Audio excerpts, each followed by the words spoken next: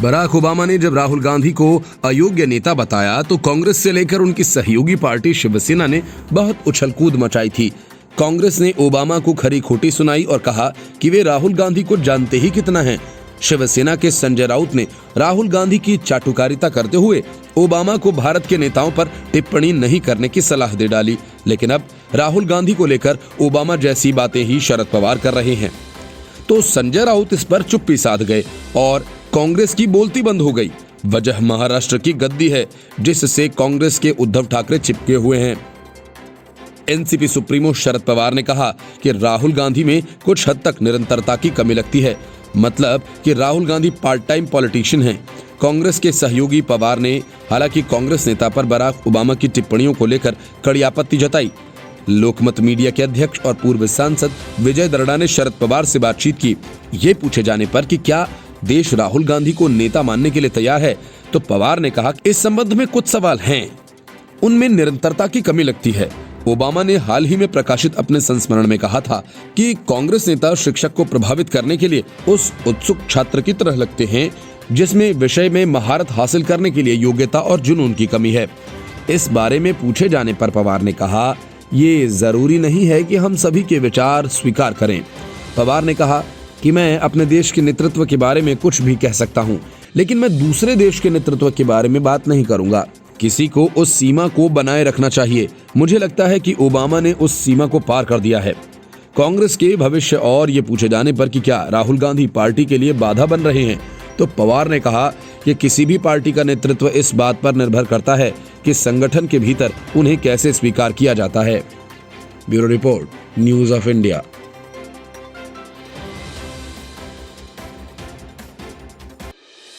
Popular front of India यानी PFI के 8 राज्यों के करीब 26 ठिकानों पर ईडी ने बड़ी छापेमारी की। ईडी ने उत्तर प्रदेश के लखनऊ और बाराबंकी में भी छापा मारा। उत्तर प्रदेश पीएफआई अध्यक्ष नसीम अहमद के इंदिरा नगर लखनऊ स्थित आवास पर छापेमारी में ईडी ने कई संदिग्ध दस्तावेज बरामद किए। छापेमारी के दौरान नसीम अहमद अपने घर पर मौजूद नहीं था। नसीम अहमद के खिलाफ सीएए और एनआरसी के विरोध प्रदर्शन की आड़ में बड़ी साजिश रचने का आरोप है। लखनऊ के अलावा ईडी की टीम ने बाराबंकी में भी छापा मारा। बाराबंकी में पीएफआई के सदस्य मुदस्सिर के आवास पर छापा मारा गया। मुदस्सिर पर आरोप है कि उसने सीएए और एनआरसी के विरोध प्रदर्शन के दौरान रुपए लेकर माहौल गड़बड़ करने का प्रयास किया था। उत्तर प्रदेश के अलावा केरल के 6, तमिलनाडु के 5, कर्नाटक के 3, दिल्ली के 2, बिहार के 2, महाराष्ट्र और राजस्थान के 1 ठिकानों पर ईडी ने छापेमारी का अभियान चलाया। प्रवर्तन निदेशालय ने पीएफआई के national executive council member Karamana Ashraf Moulavi के तिरुवनंतपुरम स्थित पुंथूरा आवास पर छापा मारा। ईडी ने साल 2018 के दौरान पीएफआई के कई सदस्यों पर मनी लॉन्ड्रिंग एक्ट के तहत मामला दर्ज किया था। इसके अलावा कोझिकोड, मल्लापुरम और एर्नाकुलम स्थित पीएफआई ठिकानों के आवास पर भी छापा मारा गया। सिर्फ यही नहीं, बल्कि प्रवर्तन निदेशालय ने सिंहवाड़ा थाना क्षेत्र के अंतर्गत शंकरपुर में पीएफआई के जनरल सेक्रेटरी मोहम्मद सनाउल्लाह के घर छापा मारा। ये छापा सीएए और एनआरसी विरोधी प्रदर्शन के दौरान फंडिंग को लेकर मारा गया। फिलहाल ईडी ने इस संबंध में पीएफआई के अन्य सदस्यों से पूछताछ की है। छापेमारी के दौरान ईडी को क्या हासिल हुआ, इस बात की जानकारी सामने नहीं आई है। ईडी की कार्रवाई के दौरान सनाउल्लाह भी अपने घर पर मौजूद नहीं था। पीएफआई और एसडीपीआई अपनी अराजक गतिविधियों, आपराधिक कृत्यों, जबरन धर्मांतरण और देश विरोधी गतिविधियों की वजह से संदेह और जांच के दायरे में है। Bureau report, news of India. BJP ने एक ही झटके में तेलंगाना के सारे पुराने सियासी समीकरणों को उलट पलट कर रख दिया। ओवैसी से लेकर चंद्रशेखर राव का बना बनाया गेम बिगड़ गया। हैदराबाद नगर निगम चुनाव में बीजेपी के जोरदार प्रदर्शन ने केसीआर की नींद उड़ा दी और कांग्रेस हर बार की तरह तेलंगाना से भी खत्म होती दिखी। 150 में से सिर्फ 2 सीटों पर जीतने वाली कांग्रेस में हाहाकार मच गया। माना जा रहा है कि इस हार के बाद कांग्रेस में बड़ी भगदड़ मच सकती है। मुश्किलों का सामना तो केसीआर और ओवैसी की जोड़ी को भी करना होगा, क्योंकि अब तक अजय मानी जा रही टीआरएस के लिए ये चुनावी झटका बड़ा है। यही वजह है कि बीजेपी अब तेलंगाना विजय के अपने अभियान को आक्रामक तरीके से चलाएगी। चुनाव में बीजेपी भले ही दूसरे नंबर पर रही हो, लेकिन उसने हैदराबाद का किला पूरी तरह से भेद दिया है। अब तक हर चुनाव के बाद ईवीएम का रोना रोने वाली कांग्रेस के पास बचाव का वह भी बहाना नहीं बचा, क्योंकि चुनाव बैलेट पेपर से हुए। नतीजों के बाद योगी आदित्यनाथ ने कहा, भाग्यनगर का भाग्य चमकने वाला है। पार्टी के राष्ट्रीय प्रवक्ता संबित पात्रा ने भाग्य लक्ष्मी माता की तस्वीर शेयर की। पात्रा ने साथ में भाग्यनगर लिखा, जो उत्तर प्रदेश के मुख्यमंत्री योगी आदित्यनाथ के बयान के संदर्भ में था। एक रैली में आदित्यनाथ ने हैदराबाद का नाम फिर से भाग्यनगर रखे जाने की बात कही थी। चुनाव प्रचार के दौरान शाह माता के मंदिर में दर्शन के लिए भी गए थे। हैदराबाद में चुनाव प्रचार के दौरान उत्तर प्रदेश के मुख्यमंत्री योगी आदित्यनाथ ने कहा था, हैदराबाद का नाम बदलकर भाग्यनगर रखा जाना चाहिए। अब जब नतीजे बीजेपी के पक्ष में जाते दिख रहे हैं तो बीजेपी इससे गदगद है। पार्टी के राष्ट्रीय प्रवक्ता संबित पात्रा ने भाग्य लक्ष्मी माता की फोटो ट्वीट कर साथ में भाग्यनगर लिखा। दोपहर होते होते ट्विटर पर भाग्यनगर ट्रेंड करने लगा। अमित शाह ने कहा था कि बीजेपी हैदराबाद को नवाब निजाम की संस्कृति से मुक्त कराना चाहती है और इसे एक आधुनिक शहर बनाना चाहती है। बीजेपी के लिए दक्षिण भारत का हिस्सा अब भी अभेद बना हुआ है। कर्नाटक के अलावा बाकी राज्यों में पार्टी चुनौती देने की स्थिति में नहीं है। गठबंधन के सहारे उसकी मौजूदगी तो है, लेकिन बाकी राज्यों जितनी चुनावी पकड़ यहाँ नहीं बन सकी। कई दक्षिणी राज्यों में चुनाव करीब हैं।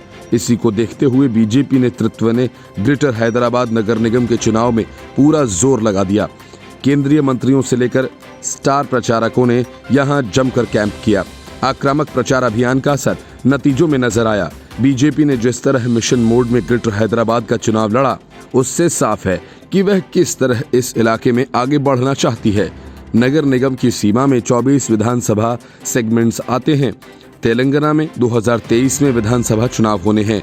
उससे पहले हुए ये चुनाव एक तरह से मूड सेट करेंगे।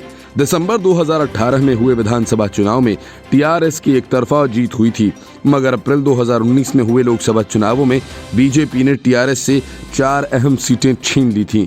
10 नवंबर 2020 को दुबका विधानसभा उपचुनाव में भी टीआरएस को बीजेपी के हाथों शिकस्त मिली। Bureau report, news of India.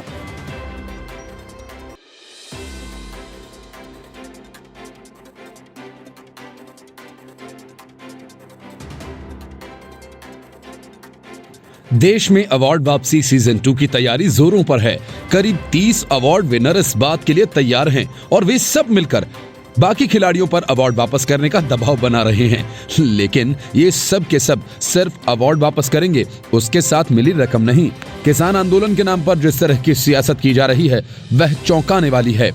सरकार पहले दिन से कहती आई है कि कृषि कानूनों से एमएसपी पर कोई फर्क नहीं पड़ेगा, लेकिन अब किसान आंदोलन के नेता इस पर सरकार से लिखित आश्वासन चाहते हैं तो सरकार उसके लिए भी तैयार है।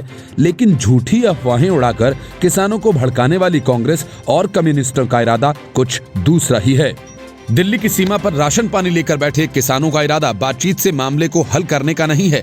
तभी तो वे 5वें दौर की बातचीत से पहले ही अपने अगले कदम की घोषणा कर चुके हैं कि वे पहले पीएम मोदी का पुतला फूंकेंगे, 7 दिसंबर को अवार्ड वापस करेंगे, 8 दिसंबर को भारत बंद करेंगे।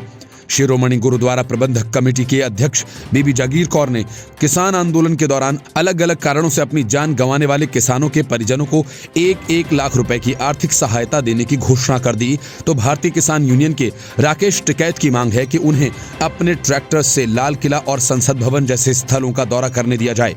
उनका कहना है कि इनमें से अधिकतर किसान पहली बार दिल्ली आए हैं और वे इन ऐतिहासिक स्थलों को देखने के बाद वापस गाजीपुर सीमा पर लौट जाएंगे। किसानों ने राष्ट्रीय राजधानी की तरफ आने वाली सड़कों को जाम करने की धमकी देते हुए कहा है कि भारत बंद के दौरान मोदी सरकार और बड़े कॉरपोरेट घरानों के पुतले जलाए जाएंगे। केजरीवाल एंड कंपनी कांग्रेस से भिड़ गई है और सवाल पूछ रही है कि अमरिंदर सिंह अमित शाह से मिले क्यों। किसानों के अड़े रहने और कृषि कानूनों को वापस लेने की मांग कर कंगना रनौत ने पूछा कि अभी वाला सिस्टम इतना मजबूत है तो किसान हर साल आत्महत्या करने को क्यों मजबूर होते हैं। उन्होंने कहा कि हर साल कई किसान आत्महत्या करते हैं, हम दुनिया को खिलाते हैं, लेकिन हमारे ही किसान सबसे गरीब हैं, फिर कृषि सुधारों का विरोध क्यों हो रहा है। कंगना ने किसान आंदोलन के प्रदर्शनकारियों से कहा कि क्या शाहीन बाग, बिरयानी गैंग और खालिस्तानी आतंकी ये बता सकते हैं कि कृषि कानूनों के साथ उनकी समस्या क्या है। उन्होंने याद दिलाया कि कैसे सीएए कानून आने के बाद भी प्रदर्शन किए गए थे, उसमें कई लोगों की जान गई, जबकि ये साफ था इससे किसी की भी नागरिकता छीनी नहीं जानी है। उन्होंने पूछा कि कौन हैं ये खून के प्यासे दरिंदे जिन्होंने मासूमों को काट के गटर में फेंका। पंजाब के पूर्व मुख्यमंत्री प्रकाश सिंह बादल द्वारा अपना पद्म विभूषण सम्मान लौटाने के ऐलान के बाद ही अवार्ड वापसी का दौर फिर से शुरू हुआ दिख रहा है। अकाली दल के राज्यसभा सांसद सुखदेव सिंह ढींडसा ने भी अपने पद्म पुरस्कार लौटाने का ऐलान किया। किसान आंदोलन के समर्थन में लगभग 30 पूर्व खिलाड़ी अपने मेडल्स वापस करने को बेकरार हैं। Bureau report, news of India. विधानसभा सत्र के शुरुआत के पहले वंदे मातरम पर रोक लगा चुकी शिवसेना के नेता संजय राउत जमाते इस्लामी के कार्यक्रम में शामिल होकर नया नारा गढ़ने लगे तो अब उसका असर भी अपना रंग दिखाने लगा है। हिंदुत्व की सियासत करने वाली शिवसेना को अब हिंदू शब्द से ही दिक्कत होने लगी है और इस वजह से उसने अपने राज्य में हिंदू परिचय से पीछा छोड़ा लिया। महाराष्ट्र के छात्रों को उद्धव ठाकरे की सरकार अब अल्पसंख्यक और गैर अल्पसंख्यकों के रूप में पहचान करेगी।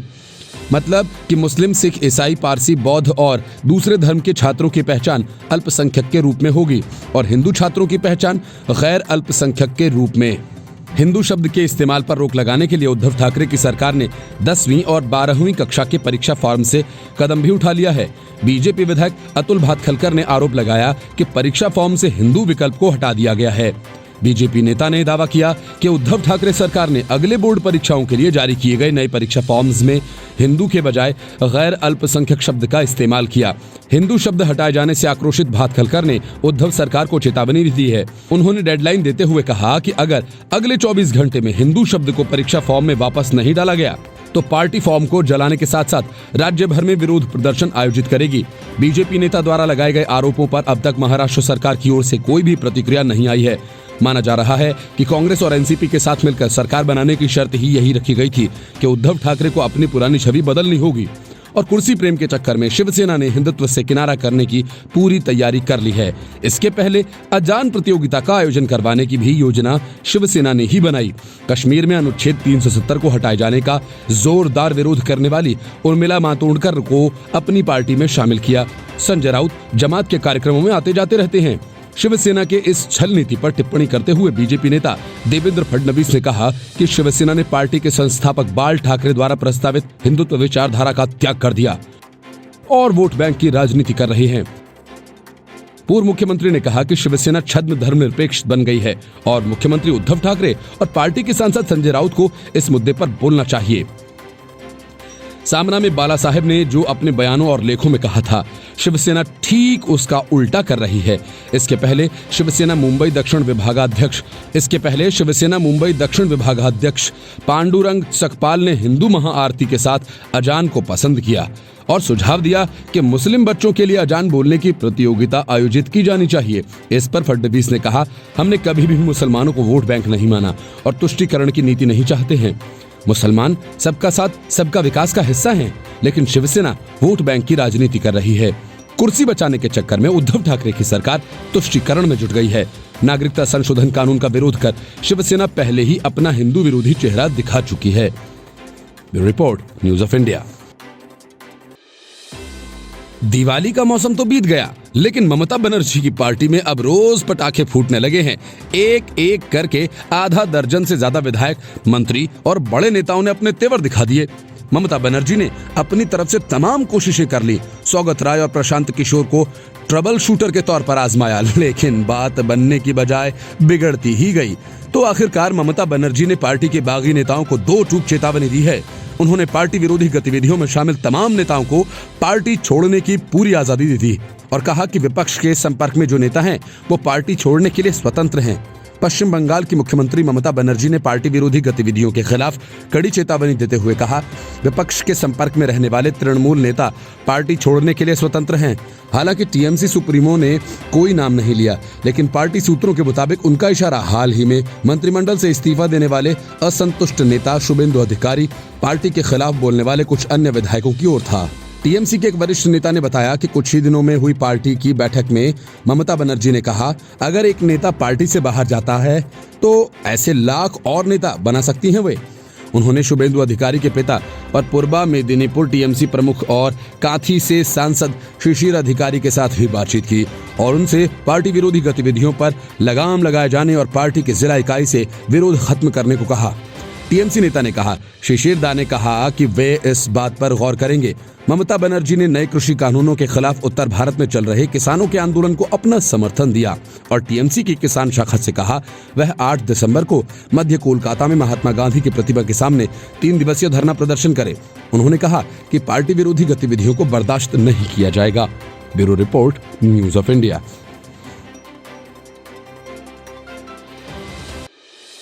कृषि कानून के विरोध में एक दो नहीं बल्कि कई मोर्चे एक साथ खुल गए हैं। कांग्रेस का मोर्चा अलग, मांगे अलग, अकाली दल की दुकान अलग और सियासत अलग, योगेंद्र यादव और केजरीवाल जैसे तटपुंजीय नेताओं का खेल अलग, पंजाब का मैदान अलग, हरियाणा का अलग, टिकैत वाले किसान यूनियन का गणित अलग, तो ममता बनर्जी और उद्धव ठाकरे की गद्दी के लालचियों का खेल अलग। मतलब किसानों का प्रदर्शन कई दिशाओं में है और इसके दावेदार कई हैं, इसलिए बात बनती दिख नहीं रही। विरोध के लिए विरोध की सियासत तेज है और इसी वजह से कैप्टन अमरिंदर सिंह से पहले केजरीवाल भिड़ गए और अब प्रकाश सिंह बादल से अमरिंदर सिंह, सब एक दूसरे को नीचा और झूठा बताने के खेल में लगे हैं। ऐसे में ये किसानों का कितना भला करेंगे, इसका अंदाजा आसानी से लगाया जा सकता है। पंजाब के पूर्व मुख्यमंत्री प्रकाश सिंह बादल ने कृषि कानून के विरोध में और किसानों के समर्थन में अपना पद्म विभूषण का सम्मान वापस कर दिया, तो पंजाब के मुख्यमंत्री कैप्टन अमरिंदर सिंह ने प्रकाश सिंह बादल के इस कदम को नाटक करार दिया। अमरिंदर सिंह ने कहा कि उन्हें नहीं मालूम है कि प्रकाश सिंह बादल को यह पद्म विभूषण क्यों मिला था। उन्होंने तंज कसते हुए कहा कि प्रकाश सिंह बादल ने कौन सा युद्ध लड़ा या उन्होंने समुदाय के लिए क्या बलिदान दिया। इस पर राजनीति बंद होनी चाहिए। ये ड्रामेबाजी 40 साल पहले चलती थी, लेकिन अब ये काम नहीं करता। अपने सम्मान को लौटाते हुए प्रकाश सिंह बादल ने राष्ट्रपति रामनाथ कोविंद को चिट्ठी लिखी। करीब 3 पन्नों की इस चिट्ठी में प्रकाश सिंह बादल ने केंद्र सरकार के कृषि कानूनों का विरोध किया। इसके साथ ही सरकार की ओर से किसानों पर की गई कार्रवाई की भी निंदा की।